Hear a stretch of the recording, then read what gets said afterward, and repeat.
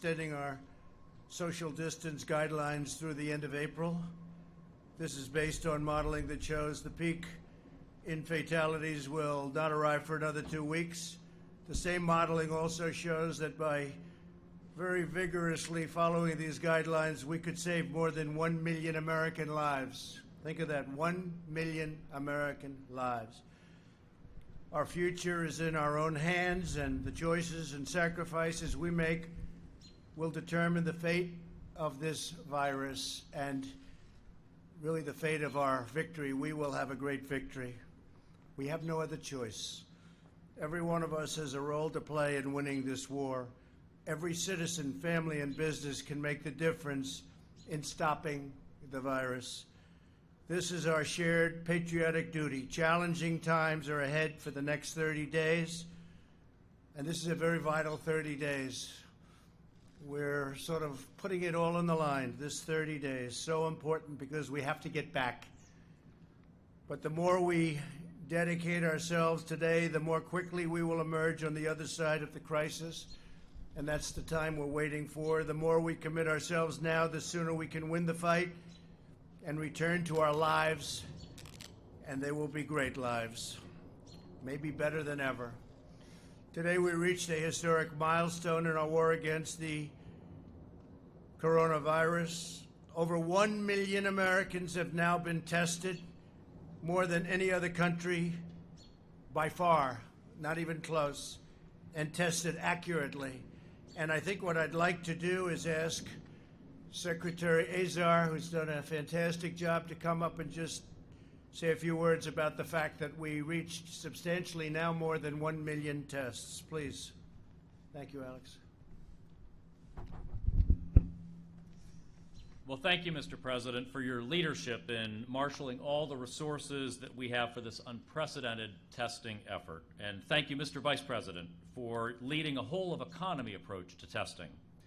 As the President mentioned today, the United States hit more than 1 million samples tested, a number that no other country has reached. We're now testing nearly 100,000 samples a day, also a level that no other country has reached. I want to thank every partner that has been involved in this effort. That includes all of the men and women of the FDA and the CDC, including Director Redfield and Commissioner Hahn. Together, the FDA and CDC have worked to balance the need for testing on an aggressive scale with the scientific rigor that Americans expect.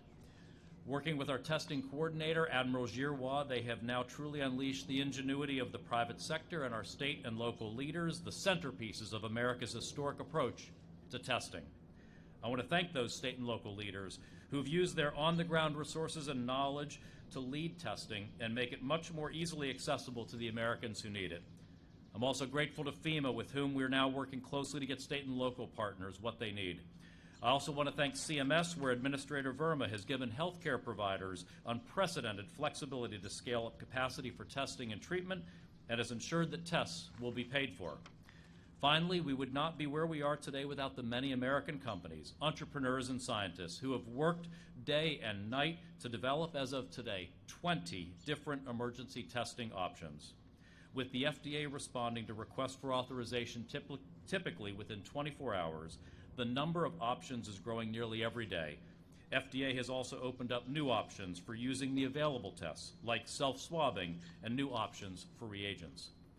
I also want to thank FDA and other components of HHS for incredibly rapid action on other tools that we need. This weekend, we actually worked to secure 30 million tablets from Sandoz and 1 million tablets from Bayer of hydroxychloroquine and chloroquine, which are potential COVID-19 treatments, and we authorized Battelle's new decontamination machines, which can each sterilize thousands of essential N95 masks for reuse every day. So thank you, Mr. President, for your leadership, and thank you to everybody who's played a part in getting us where we are today. Thank you. Thank you very much. Thank you.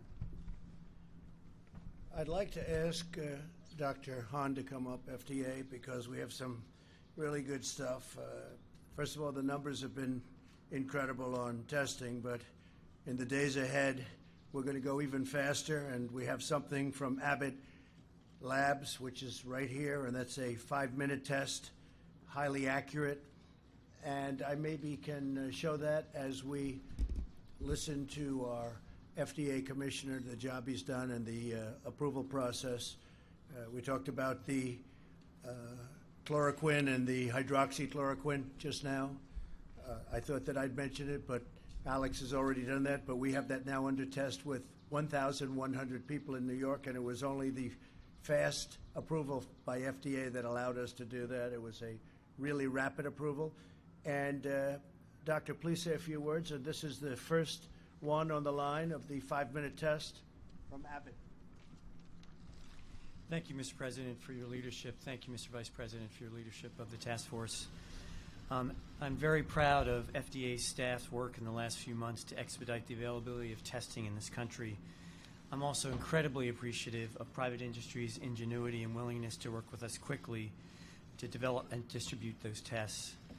We've had a substantial addition to testing with the authorization of point-of-care tests, especially the Abbott point-of-care test, which the President has pulled out of the box.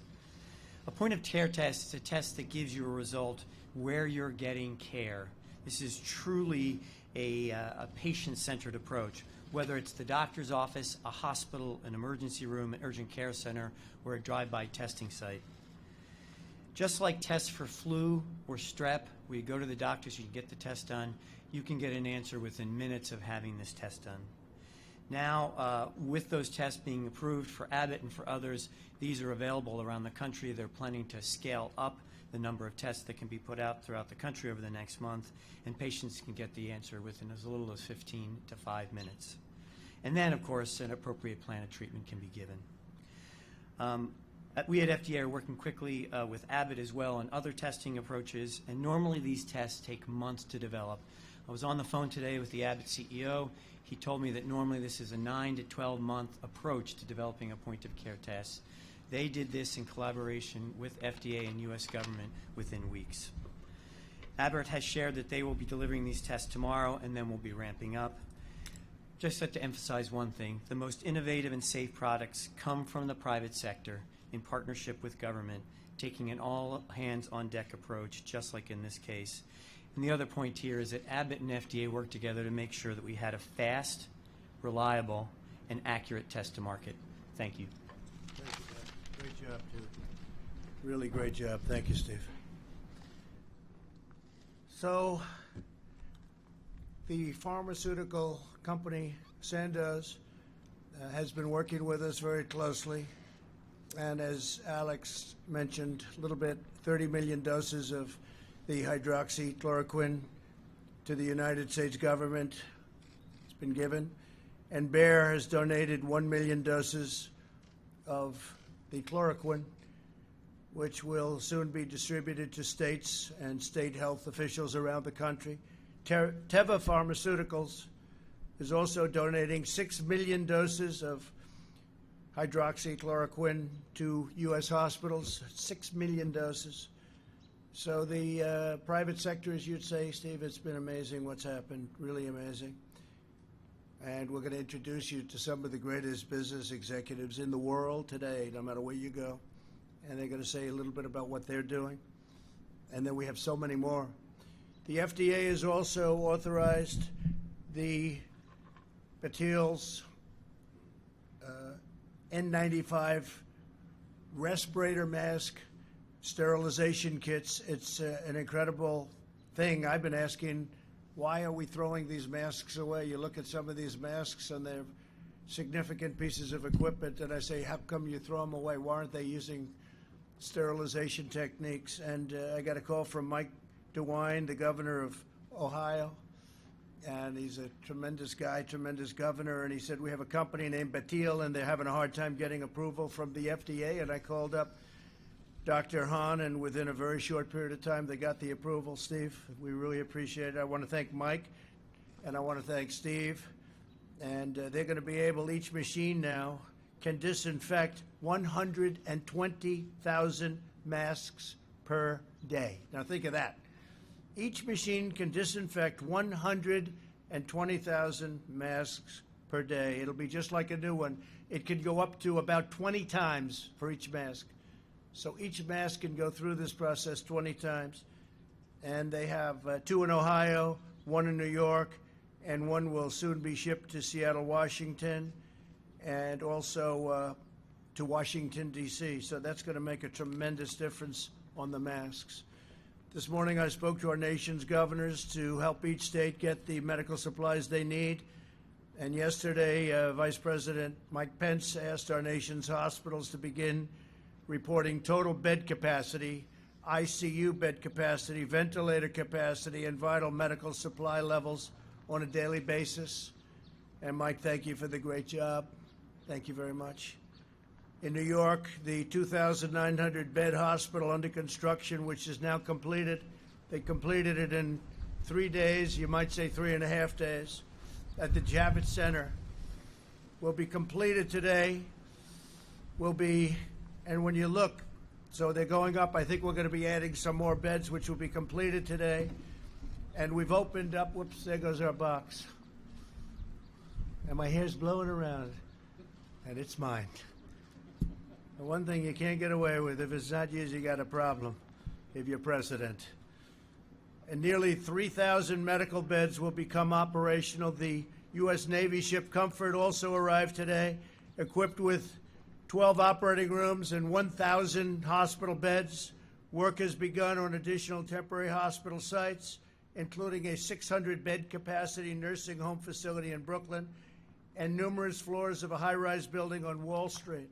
So it's been really pretty amazing what they've done. The Army Corps of Engineers, what they've done, they just completed, think of it, a 2,900-bed hospital in New York in just about 3 days, maybe 4 days. And the whole city's talking about it. On top of that, we floated in a great ship, which is going to be 1,000 rooms, which is being used for patients outside of what we're focused on, and that will free up a lot of rooms for what we're focused on. So it's been great. The Army Corps of Engineers has awarded contracts for the construction of alternate care facilities also at the State University at Stony Brook, State University Old Westbury, and the Westchester Community Center. We're sending 60 ambulances to New York City today. We have a total of 60. We're getting some additional ones, with up to 190 more to follow at different locations. To date, FEMA has obligated more than $1.3 billion in federal support to the state of New York. So we're spending a lot of money in New York. It's a hotbed. There's no question about it. And we're spending a lot of time, effort on New York, New Jersey. Spoke with Governor Cuomo a lot. Spoke with Governor Murphy a lot in New Jersey. And we're really getting the job done. People are very impressed, and I'm very impressed by the people in FEMA, the people in the Army Corps of Engineers, because what they've done, I've never seen anybody do anything like it. In addition to the 8,100 ventilators that we've already delivered over the next 48 hours, we're delivering more than 1,000. We're going 400 ventilators are going to Michigan very shortly, 300 going to New Jersey, 150 ventilators to Illinois, 150 to Louisiana, and 50 to Connecticut. FEMA and HHS already delivered 11.6 million N95 respirators, 26 million surgical masks, 5.3 million face shields, 4.4 million surgical gowns, and 22 million gloves. And I don't know if you just saw, it just came over the wires that Ford just announced just a little while ago that they will produce, along with General Electric Healthcare, 50,000 ventilators, and they're going to be doing it in less than 100 days. And top of that, we have other companies that are doing ventilators, including General Motors. But we have 9 other companies doing ventilators. As we outpace what we need, we're going to be sending them to Italy. We're going to be sending them to France. We're going to be sending them to Spain, where they have tremendous problems, and other countries as we can. But the fact that we're doing so many so quickly is a tribute to our great companies. More than 14,000 National Guard members have been activated. and can help supplement state and local efforts to distribute personal protective equipment, where we're sending a lot. We have plane loads coming in. We have 51 loads from various locations all around the world, and they're landing. We had our first big cargo plane land this morning, and we're getting it from all over the world. And we're also sending things that we don't need to other parts. I just spoke to the Prime Minister of Italy, and we have additional capacity. We have additional product that we don't need. We're going to be sending approximately $100 million worth of things, of surgical and medical and hospital things to Italy. And Giuseppe was very, very happy. I will tell you that they're having a very hard time. Joining us this afternoon are CEOs of the great American companies that are fulfilling their patriotic duty by producing or donating medical equipment to help meet our most urgent needs. What they're doing is incredible, and these are great companies. Darius Domchek of Honeywell, you know that, and Darius has been somebody that I've dealt with in the past, and he's a great leader of a great company. Deborah Waller of Jockey International. A friend of mine, Mike Lindell of My Pillow. Boy, do you sell those pillows? That's unbelievable what you do. David Taylor of Procter & Gamble, and Greg Hayes of United Technologies Corporation.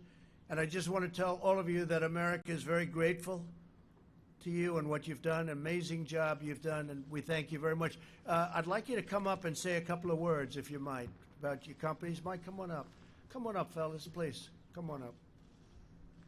You have to say what you're doing, because it's been really incredible. Go ahead, Mike. Okay, well, My Pillow is a U.S. vertically integrated company which has been forced to adjust to the changing business environment as a result of the pandemic. My Pillow is uniquely positioned as a U.S. company that functions as a manufacturer, logistics management distributor, and direct-to-consumer. Given our current business lines, we are experiencing the effects of this pandemic firsthand.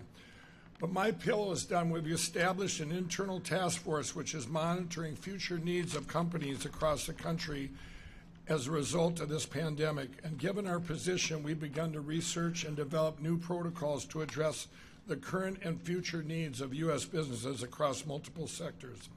How companies are going to prepare themselves when they once again open up, and changes to their current operations in order to adjust to future threats and pandemics. My Pillow has designated some of its call center to help U.S. companies navigate the many issues that resulted from this pandemic. We've dedicated 75% of my manufacturing to produce cotton face masks. In 3 days, I was up to 10,000 a day. By Friday, I want to be up to 50,000 a day. I'm proud to manufacture our products in the United States, and I'm even more proud to be able to serve our nation in this great time of need. Thank you, Mr. President, for your call to action, which has empowered companies like My Pillow to help our nation win this invisible war. Now I wrote something off the cuff, if I can read this. Okay. God gave us grace on November 8, 2016, to change the course we were on. God had been taken out of our schools and lives. A nation had turned its back on God. And I encourage you to use this time at home to get back in the Word, read our Bibles, and spend time with our families. Our president gave us so much hope where just a few short months ago, we had the best economy, the lowest unemployment, and wages going up. It was amazing. With our great president, vice president, and this administration, and all the great people in this country praying daily, we will get through this and get back to a place that's stronger and safer than ever. Thank you very much. Thank you, Mike. Appreciate it. Please come on up. I did not know he was going to do that, but he's a friend of mine, and I do appreciate it. Thank you, Mike, very much. Please. First of all, Mr. President, Mr. Vice President, the entire administration, and all the agencies, thank you for your strong leadership during this time of crisis. It is noticed, and it's making a difference. Second of all, I'd like to say a big thank you to all the healthcare workers out there. You're putting yourself in harm's way every day, and we really respect what you're doing, and we couldn't be thankful enough for it. And I can tell you that more help's on the way. We as Honeywell, we're an industrial technology company. And one of the businesses that we're in, we protect the industrial worker. But what we're doing today is we're repurposing a lot of that equipment to serve the healthcare worker. A few days ago, we announced the startup of a new manufacturing facility in Rhode Island. We're going to be hiring 500 employees. We have already 200 on board, and we're going to be starting the production of N95 masks within the next 2 weeks. Furthermore, today we're announcing the startup of another manufacturing facility in Arizona. We're going to be hiring another 500 people, and we're going to be starting up production in that facility by the middle of May.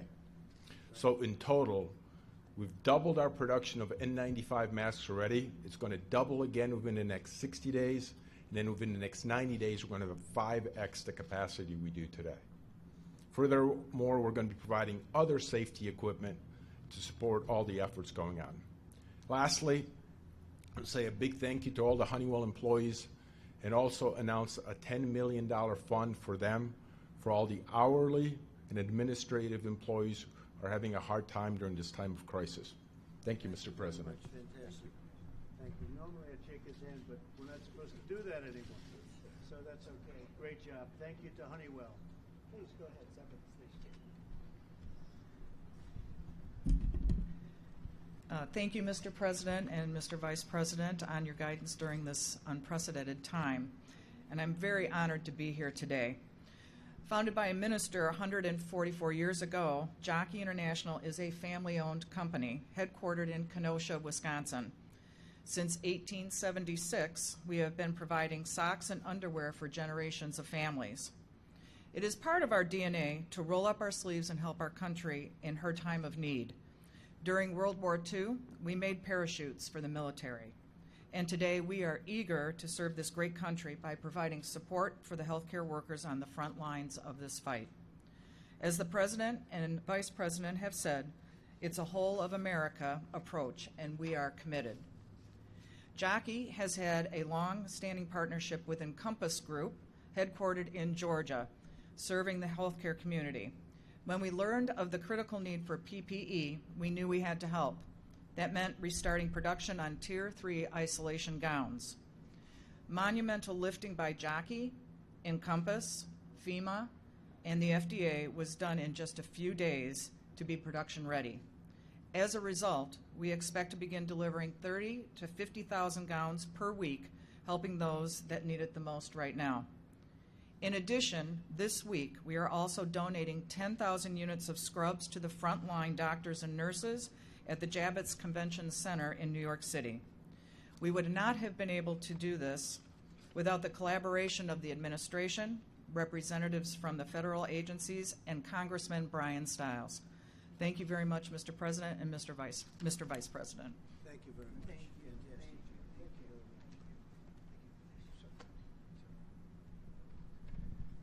Thank you, Mr. President, Mr. Vice President, for bringing us together today. I'm proud to be able to represent the men and women of Procter & Gamble, who every day, 24 hours a day, are working to build and make essential cleaning products, hygiene products, and healthcare products for families everywhere. These include healthcare workers and for institutions that are serving those in the front line. P&G people are the faces of brands you know and trust. Brands like Tide, Pampers, Bounty, Charmin, Mr. Clean, and Vicks. In addition to making, packing, and shipping these essential items, they've worked together to transform our plants, to make things we've never made before, like hand sanitizers and facial masks. Some of these are already getting to national, state, and local agencies. Some of them are in the hospitals already. Everywhere around the world, P&G people are working every day to serve everybody, consumers, and they're working together to bring together the full capability of our research and development, our engineering, our manufacturing, and our communications capability to make sure we make a difference to the consumers we serve and to all the audience that we can make a difference to. I want to thank them, and I'm very grateful for what they do every day in service to others. Thank you, Mr. President, Mr. Vice President, for bringing us together today. Thank you, Mr. President. Thank you. Good afternoon. I'm Greg Hayes from United Technologies. And on behalf of the 240,000 employees of United Technologies and the 70,000 employees at Raytheon, which will join together with UTC this Friday, I want to first of all say thank you to the President and the Vice President for your leadership during what is really a war. It is a different war than anybody has ever fought before, but it's a war that we're uniquely qualified to help. As one of the world's largest defense contractors and some of the best technology, we're using that technology to try and solve some real-world problems. Today, we're working with the Air Force to try and help pilots as they're moving medical evacuees with the COVID-19 virus such that they can be protected and that the patients can be protected. Again, we're working also with logistics, and if you think about a war, strategy is important, but logistics wins war. And it's imperative, I think, with FEMA, along with Mr. Navarro's office, that we coordinate all of these activities. Last week, we donated about 90,000 pieces of personal protective equipment to FEMA. Next week, we'll have another almost 1 million, again, working through our supply chain partners around the world. We're also today, this week, beginning the manufacture of face shields. Using the additive technologies that we have and the machines that we have available within UTC, we'll be able to produce approximately 10,000 shields in the next 4 weeks. Again, all needed equipment. We stand ready to help in any way we can. We don't need the Defense Production Act to ask us to act. All of the people at UTC and Raytheon are focused on this war and winning it. Again, I also want to say thank you to all of our employees for their work during this crisis, as well as to the frontline medical and other first responders. Thank you very much. Thank you very much. Thank you. Fantastic. Great company. Those are great companies. Thank you very much. I'd like to ask Seema to come up and say a few words about what you're doing and what's happening and how positive it's been. I really appreciate it. Come on up, Seema. Burma. Thank you, Mr. President. And let me start by saying I want to convey my deepest sympathies to those that have lost loved ones to the coronavirus. We're all thinking of you. Today is Doctors' Day, and even without it, I want to send a message of gratitude to the foot soldiers in this war, men and women that are providing care and comfort to Americans that have been affected by the virus. Your country is grateful. And in short, as the President has said, we are engaged in a war against an invisible enemy. In wartime, the assumptions of peacetime must be revisited and adjusted to meet the demands of the moment. And so under the President's leadership, CMS is waiving a wide and unprecedented range of regulatory requirements. Now, many healthcare systems won't need these waivers, and they shouldn't use them if they don't need them, but the flexibilities are there. In a time of crisis, regulations shouldn't stand in the way of patient care. And there are several components to our announcement today, but the first one is CMS's Hospitals Without Walls. And this is going to allow hospital systems to create new treatment sites outside of their facility to expand capacity and be able to safely separate patients that are infected with the coronavirus and those that are not. Now, FEMA is doing incredible work setting up temporary hospitals in New York and other areas. But under these waivers, we are empowering local communities to complement and augment the work of FEMA and allowing hospital systems to tap into the capacity that already exists in their communities, making use of dorms and hotels or gymnasiums, and allowing the main hospital to focus on those that need the most intensive care. There are surgery centers out there today that are delaying elective surgeries, and they may have excess capacity that could be devoted to hospital-like care. And we are also making changes to the Medicare program to facilitate testing. So some people that need a coronavirus test can't leave their home, or patients that are in a nursing home, and now we will pay for labs to go out to these locations and perform testing. And we're also expanding the workforce. We are taking action today to relax some of our regulations to allow hospitals to increase their workforce. And we're allowing a broad range of flexibilities so that we can let healthcare workers operate at the top of their license. And we are also allowing our hospitals to provide more support for our healthcare workers. Under today's regulations, they can only provide minimal support to healthcare workers, but now we're going to allow them to provide child care, meals, laundry services. And then there's also telehealth. The President already directed a dramatic expansion of telehealth to our nation's 62 million seniors with Medicare, and we're so proud of all the healthcare providers and patients that have rapidly implemented telehealth. But today we're announcing that we're going to go even further, and we're going to be paying for doctors to make phone calls with their patients and provide care over the phone. And we're getting rid of long-standing barriers to telehealth in the Medicare program, allowing emergency rooms to use telehealth and eliminating requirements that some visits be provided face-to-face. And I also want to mention that on Saturday, the President directed CMS to offer advance payments for healthcare providers that are experiencing cash flow problems. We know that many providers are complying with our recommendations to delay non-essential elective surgeries, and they shouldn't be penalized for doing the right thing. Now, I've barely scratched the surface of all the flexibilities that we are offering healthcare workers and healthcare systems. These flexibilities will provide a lot of flexibility from regulations that are ill-suited to the unprecedented needs of this emergency. And doctors and nurses and other healthcare professionals that are working long hours and sacrificing times with their families and risking their lives will have the flexibility that they need to confront the needs of the coronavirus pandemic. And there are many heroes in this war, but I want to take an opportunity to thank the team at CMS. These folks have worked day and night. The flexibilities that are in this regulation, and any regulation, usually take CMS a year, but we did this in 2 weeks, and I couldn't be more honored and privileged to serve alongside these dedicated public servants. Thank you. Thank you very much. You did a fantastic job, and you're doing a great job. So we are in the midst of something that is very difficult, but we are going to win. It's just a question of when. We want to do it as quickly as possible. We want to have as few deaths as possible. And we will meet again tomorrow for some statistics and some updates as to where we are, where we think we're going, and timing. I think timing is going to be very important because we have to get our country back. We have to get our country back to where it was and maybe beyond where it was, because we've learned so much. But we will have lost a lot of people, and in many ways they're heroes. And if you look at what's happening with our medical professionals, it's a danger. They're warriors. Men and women are doing a job that the likes of which I don't think anyone's ever seen. I see them coming out of planes today, going into New York, going into the most dangerous locations, dangerous areas, and they go in there and they just want to do the job. And you see the numbers. You see the numbers like I see the numbers. I have some friends that are unbelievably sick. We thought they were going in for a mild stay, and in one case, he's unconscious in a coma.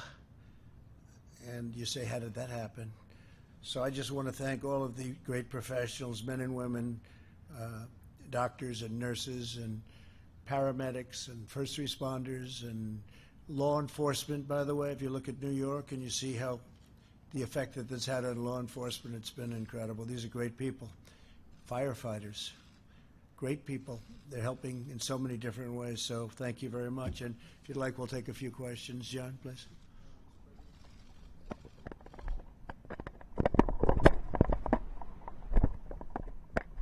Thank you, Mr. President. Yesterday, you said that you would be extending the guidelines through the end of April and that you'd be giving us specifics tomorrow. Do you expect that the guidelines will just carry on the guidelines that have been in place now for 15 days? Could there potentially be some modification?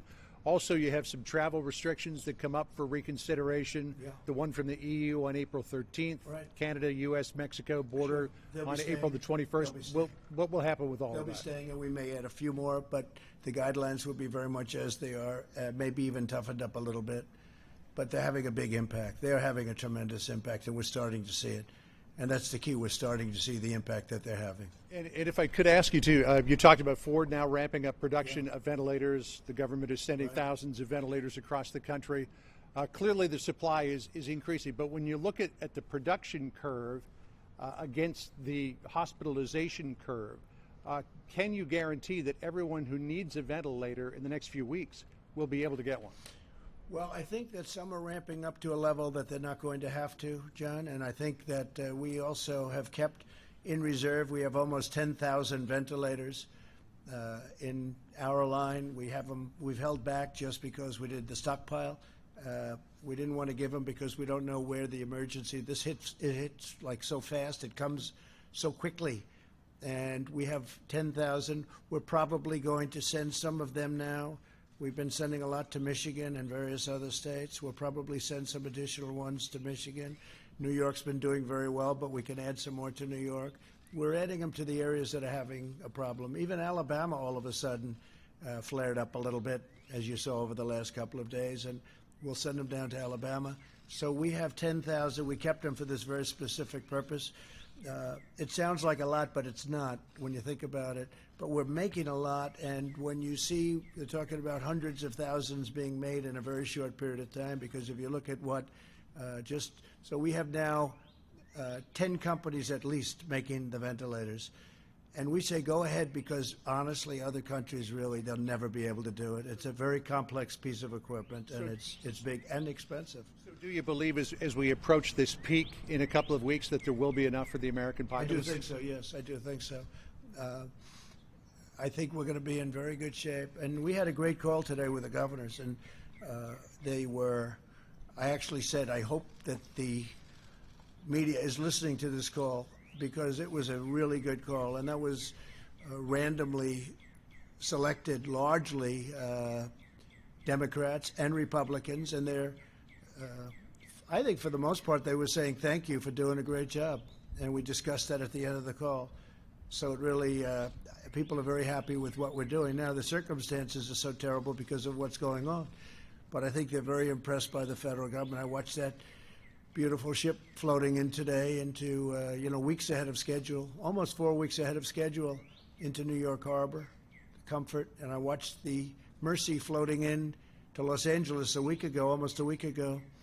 And they are stocked. They are really ready to go. They're stocked with both talent and tremendous amounts of equipment. And the Navy and everybody else involved, they got it ready so fast. It's just incredible what they can do. They've geared up. That's why, I am so impressed by the people involved. Mike and I were talking about it before, the level of genius to put it all together so quickly. This wasn't a month ago. Nobody ever heard of this. Nobody had any idea. The Mercy was being maintained. It was in maintenance for a month.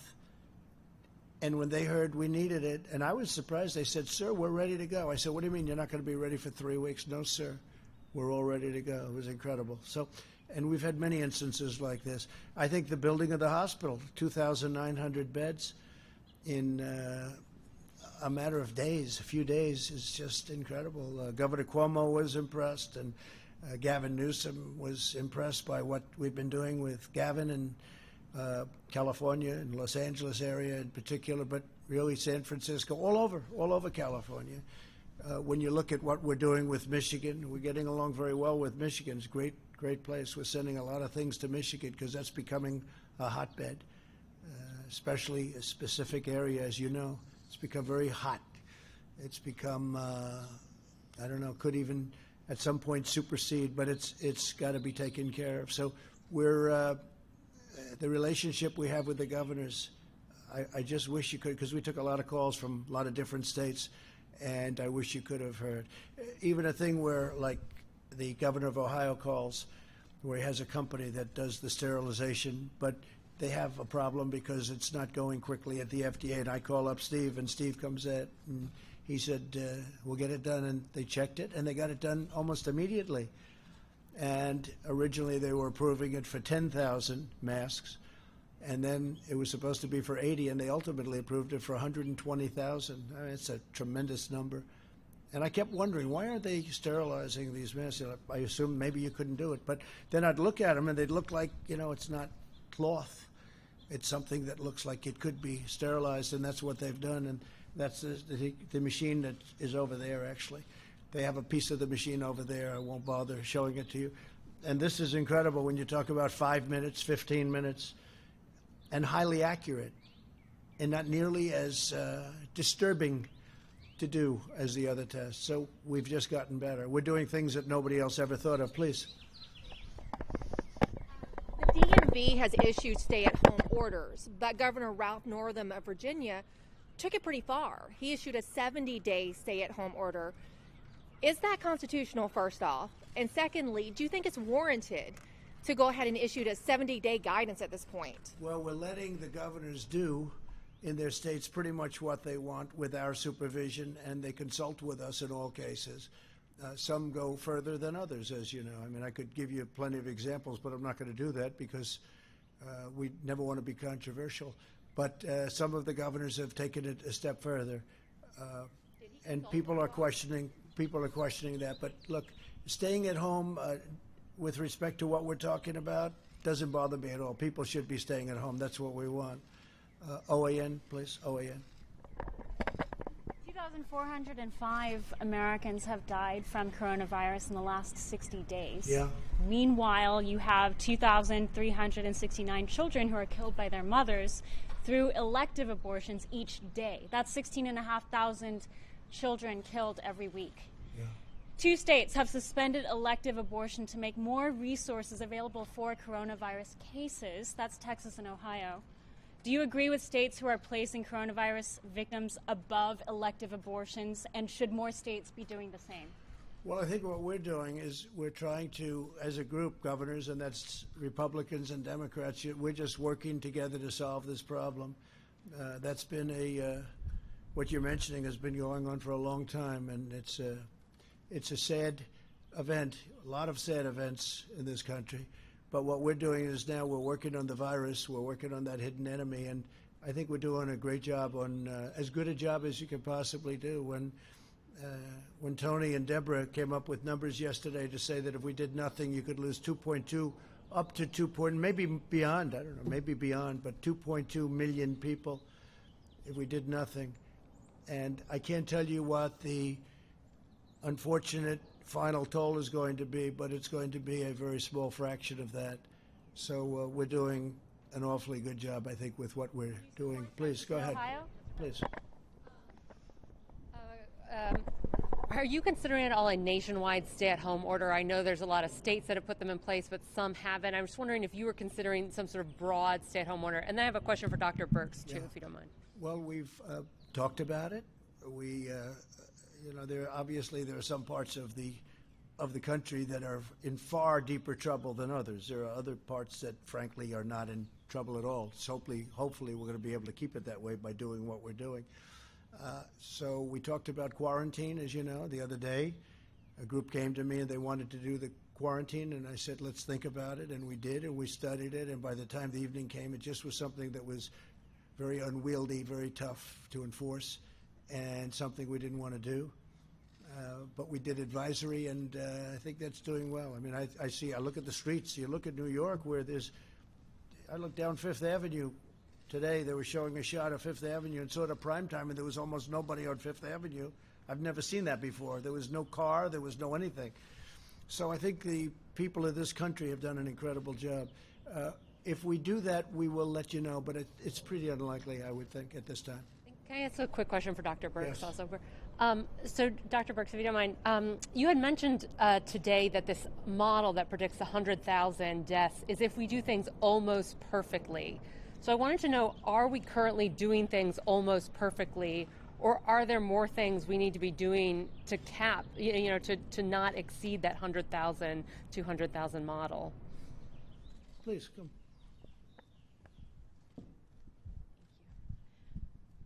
Thank you. I think that's a really great question. And tomorrow we'll go through all of the graphs and all the information that we took to the president for the decision. But and I just want to thank the data team that's working day and night I usually get my data about 2 a.m. from them, and they assimilate all the data from all the states. And when you look at all of the states together, all of them are moving in exactly the same curves. And so that's why we really believe this needs to be federal guidance, so that every state understands that it may look like 2 cases today that become 20, that become 200, that become 2,000. And that's what we're trying to prevent. And I think states still have that opportunity. but they're going to have to do all of these these recommendations are recommendations that the globe is using. And so we really do recommend that every governor, every mayor looks very carefully and ensures that their communities are utilizing these guidance. Thank you very much. Thanks. It is amazing. You look at Louisiana, and for a long time it was just staying at nothing. And then all of a sudden, I look one day and I see a lot and a lot and a lot, and then it explodes. And now we're working very carefully and very powerfully with them. We're building hospitals, so we're building a lot of different things for Louisiana. So it's very important. Yeah, please, go ahead. He has warned that this could be seasonal cyclical virus. So, and maybe both of you could comment on this, and Dr. Birx as well. Are you prepared for this to strike again, say, in the fall? All the efforts that are taking place right now to contain this, to be proactive, and yeah. We're prepared. I hope it doesn't happen. Doctor, would you like to say something about that? I hope it doesn't happen, but we're certainly prepared. In fact, I would anticipate that that would actually happen because of the degree of transmissibility. However, if you come back in the fall, it will be a totally different ballgame of what happened when we first got hit with it in the beginning of this year. There will be several things that will be different. Our ability to go out and be able to test, identify, isolate, and contact trace will be orders of magnitude better than what it was just a couple of months ago. In addition, we have a number of clinical trials that are looking at a variety of therapeutic interventions. We hope one or more of them will be available. And importantly, as I mentioned to you many times at these briefings, is that we have a vaccine that's on track and multiple other candidates. So I would anticipate that, a year to a year and a half, we'd be able to do it under an emergency use.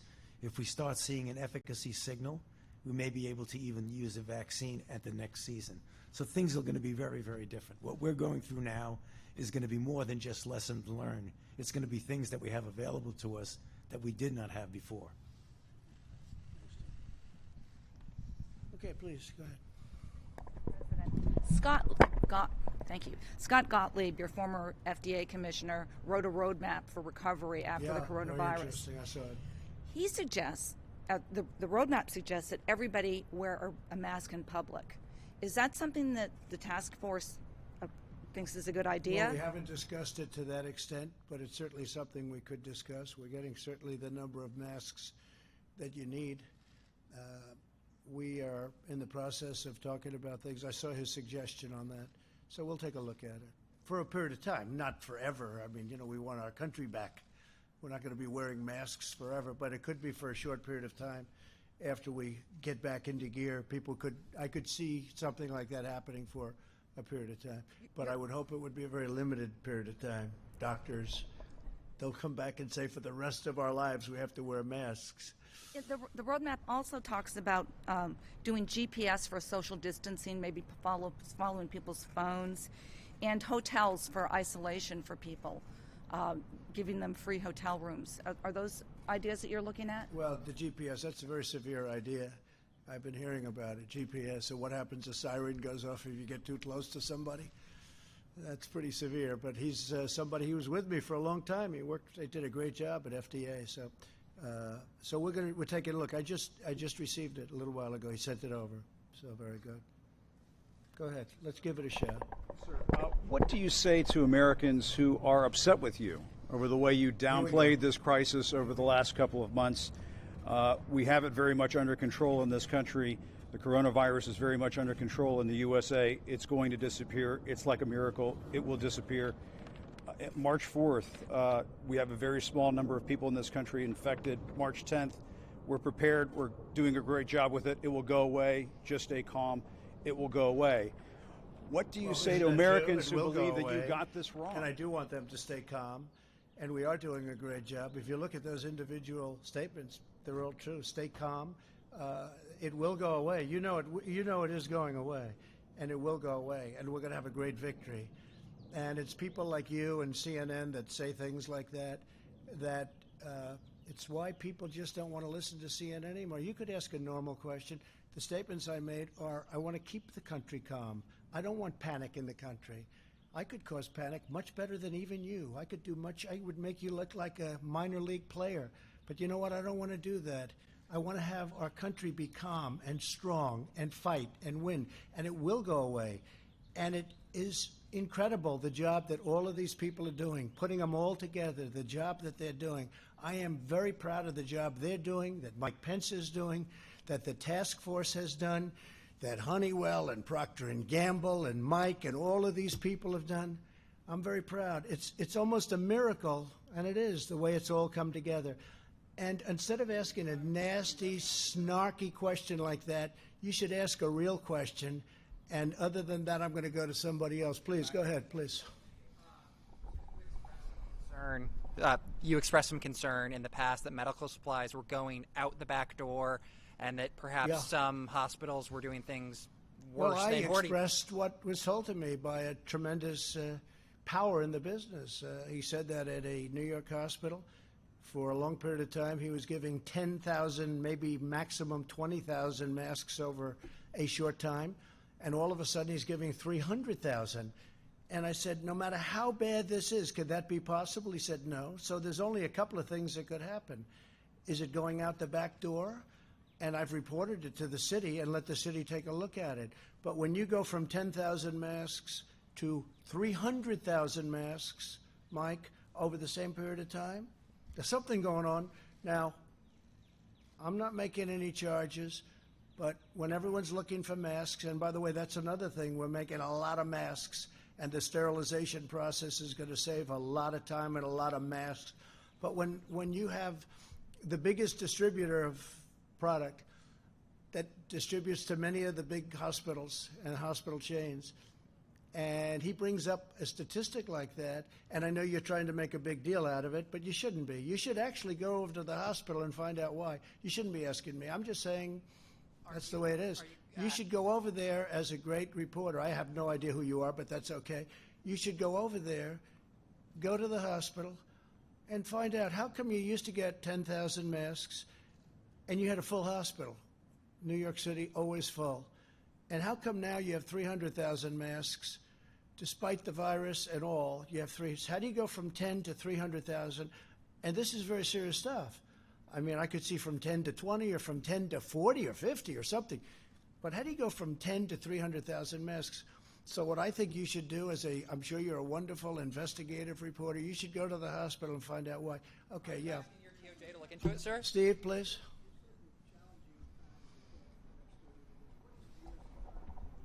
Well, it's so bad for the economy, but the economy is number 2 on my list. First, I want to save a lot of lives. We're going to get the economy back. I think the economy is going to come back very fast. Steve's just asking about the economy. What's it like? We basically shut down our country. And we did that in order to keep people separated, keep people apart. They're not working in offices. They're not in airplanes together. You know, we really shut it down. And, you know, 150, 151 other countries are pretty much shut down. But here we had the greatest economy in the world. We had the greatest economy in the history of our country. And I had to go from doing a great job for 3 years to shutting it down. But you know what? We're going to build it up, and we're going to build it up rapidly. And I think in the end we'll be stronger for it. We learned a lot. We learned a lot. And I have to say we've had great relationships with a lot of countries.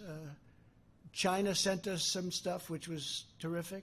Russia sent us a very, very large plane load of things, medical equipment, which was very nice. Other countries sent us things that I was very surprised at, very happily surprised. We learned a lot. We're learning a lot. And we're also learning that the concept of borders is very important, Steve. It's very important. Having borders is very, very important. But we have done an incredible job. The economy is going to come back. My focus is saving lives. That's the only focus I can have. We're going to bring the economy back, and we'll bring it back fast. Yeah, please. Follow up. Go ahead. Mr. President. Please.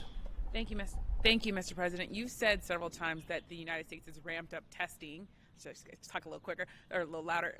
Mr. President, you said several times that the United States has ramped up testing, but the United States is still not testing per capita as many people as other countries like South Korea. Why is that, and when do you think that that number will be on par with other countries? Yeah, well, and it's very much on par. Look, well, per capita, we have areas of country that's very hard. I know South Korea better than anybody.